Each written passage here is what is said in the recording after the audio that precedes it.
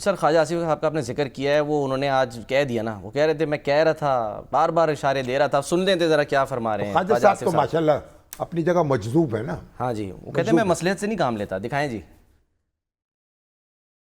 کرنے والوں کو بھی کوئی شک نہیں تھا کہ یہ مذاکرات کہیں جو ہے سرے نہیں چڑھنے، اور میں ذرا اوپنلی کہتا تھا، وہ لوگ جو مصلحت سے کام لیتے تھے، لیکن میں تھرو آؤٹ اپنا مینٹین رکھا ہے کہ یہ مخلص نہیں ہے مذاکرات میں، یہ کسی بات میں بھی مخلص نہیں ہے، یہ میرا خیال ہے اپنے لیڈر سے بھی مخلص نہیں ہے۔ یہ لوگ بات کر رہے ہیں یا اندر جو شور مچاتے ہیں، جوڈیشل کمیشن کا ایکسکیوز بنا کے انہوں نے مذاکرات خاتمہ کیا ہے۔ یہ ایکسکیوز ہی جو ہے اس کے بیسس ہی کوئی نہیں ہے۔ علی امین گنڈاپور بار بار کہہ رہے ہیں کہ ہمارے لوگ گمراہ ہو گئے تھے، یعنی انہوں نے اعتراف جرم جو ہے وہ کیا ہے لیکن اس کو گمراہی پہ ڈال دیا ہے۔ اعتراف جرم یعنی وہ کہہ رہے ہیں کہ کر لیا ہے انہوں نے۔ بہرحال تجاوز تو ہوا ہے نا، 9 مئی کو بھی ہوا ہے، 26 نومبر کو بھی ہوا ہے، اور لوگوں کو سزائیں بھی ملی ہیں، ان کی ویڈیو فوٹیجز بھی موجود ہیں۔ اب تجاوز تو کیا ہے نا، بعض لوگ تو ایسے تھے اور ان کو سزائیں بھی ملی ہیں اور کچھ کو مزید مل سکتی ہیں، مگر اب وہ یہ کہہ رہے ہیں نا، وہ تو کہہ رہے ہیں اس کو ایک آپ دونوں کمیشن بنائیں۔ اب تو انہوں نے یہ کہا کہ 13-14 آدمی کی بات کی نا، کوئی ہلاکت کی، وہ تو 350 سے چل کے 14 پہ پہنچی ہے نا بات۔ قاضی انور صاحب کو انہوں نے کہا تھا مسنگ پرسنز کے بارے میں بھی بتاؤ، وہ آج تک رپورٹ ہی نہیں آئی۔ بہرحال دیکھیں، عمران خان صاحب جو ہیں اب جو بھی لاہے عمل دیں گے، سر کچھ تو سوچا ہوگا نا، کچھ سوچ کے ہی انہوں نے کہا کہ ہم ایک گرینڈ الائنس بنائیں گے، اچھا اس پہ اکتفا، اور اس کے بعد اپنے لاہے عمل کا اعلان کر دیں گے۔ یعنی اگر سڑکوں پہ واپسی ہوگی تو پھر پتہ لگ جائے گا، اگر ایک گرینڈ الائنس بنا کے وہ سڑکوں پہ آتے ہیں تو پھر اس کو بھی دیکھ لیں گے۔ یعنی احتجاج بھی ہوا ہے پاکستانی سیاست میں، لیکن احتجاج کے بعد بھی تو پھر بات چیت ہوئی ہے نا۔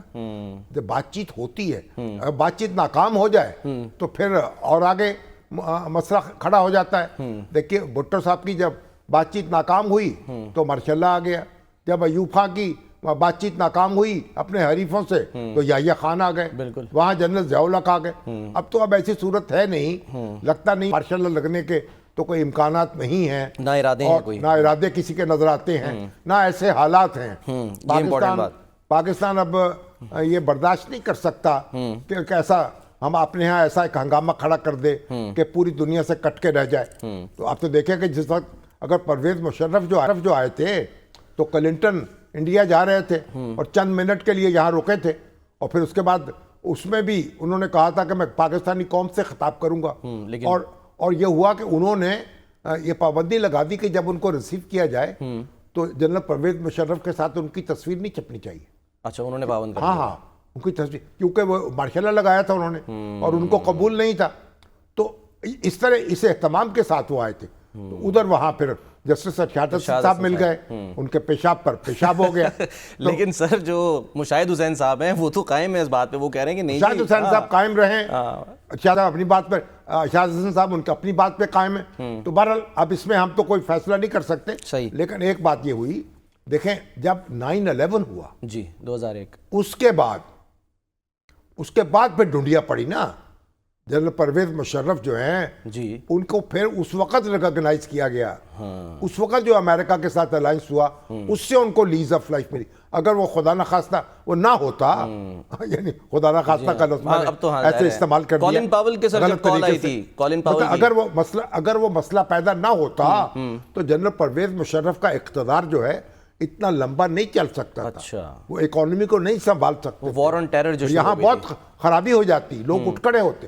تو اب یہ ہے، اب جو صورت ہے، اب تو سیاست دانوں کو بات چیت سے معاملے طے کرنے پڑیں گے۔ عمران خان صاحب اس بات پر غور کریں، جتنا بھی ہنگامہ ہوگا اب اگر ڈیڈ لاک پیدا کر دیں، یعنی یہاں وہ کوئی امام خمینی تو ہے نہیں کہ جناب پورا کاروبار زندگی بند ہو کے رہ جائے اور ایک عوام جو ہے اس کو ٹیک اوور کر لیں، ایسا بھی انقلاب ہوتا ہے نا۔ تو ایسا انقلاب بھی ہوتا ہے جب اگر عوام جو ہیں وہ باہر نکل آئیں اور کاروبار زندگی معطل ہو کے رہ جائے، مفلوج کر دیں، تو پھر انقلاب کا سورج چلو ہو جاتا ہے، پھر وہ عوام کی ریٹ جو ہے وہ فیصلہ کرتی ہے۔ لیکن ایسے حالات پاکستان میں نہیں ہیں، نکلتا ہی نہیں ہے سر کوئی بھی سزا۔ عمران خان صاحب کی جو بھی مشکلات ہیں، جو بھی شکایات ہیں، جو بھی ان کے معاملات ہیں، ہمیں ان سے ہمیں ان سے ہمدردی ہے, صحیح کہا. ہم ان کے لیے اچھی ٹھیک ہے. توقعات رکھتے ہیں, ان کے لیے دعا گو ہیں, اللہ کرے ان کے معاملات سمٹ جائیں اور وہ اپنا کردار ادا کر سکیں. جو بڑے لیڈر ہوتے ہیں وہ بھی بڑا قوم کا اثاثہ ہوتے ہیں. بالکل. جب جن لوگوں کے پیچھے لوگ کھڑے ہوتے ہیں, اگر کروڑوں افراد کھڑے ہوتے ہیں تو وہ بھی اثاثہ ہوتے ہیں نا. اب جتنے بھی ہمارے سیاسی رہنما ہیں جن کے ساتھ لوگ جڑتے ہیں وہ اثاثہ ہیں. عمران خان بھی اثاثہ ہیں اور قوم کو آگے لے جا سکتے ہیں. سر لیکن یہاں تو گلہ یہ رہتا ہے نا ان اثاثوں کو جو ہے نقصان پہنچایا گیا, ضائع کیا گیا. لیکن اثاثوں نے اپنا بھی تحفظ نہیں کیا نا. اچھا. اثاثے جو ہیں وہ بھی تو قابو سے باہر ہو گئے اور پھر ظاہر ہے کہ ہمیں نقصان پہنچا. آج ہم روتے ہیں نا, ذوالفقار علی بھٹو جو ہیں ان کے ساتھ کیا ہوا, شیخ مجیب الرحمان کے ساتھ کیا ہوا, انہوں نے اپنے ساتھ کیا کیا, اور پھر اس کے دیکھنا یہ بھی تو رونا ہے نا اس بات کا. نواز شریف صاحب کا راستہ کس طرح کھوٹا ہوا, پر عمران خان صاحب جو ہیں وہ کس طرح اقتدار سے رخصت ہوئے. لیکن یہ جو ہمارے اثاثے ہیں جو پاپولر لیڈر ہیں, مقبولیت جو ہے یہ بھی دوشیزگی کی طرح ہوتی ہے. سر مسئلہ اس کی حفاظت کرنی پڑتی ہے. یہ عصمت کی طرح ہوتی ہے.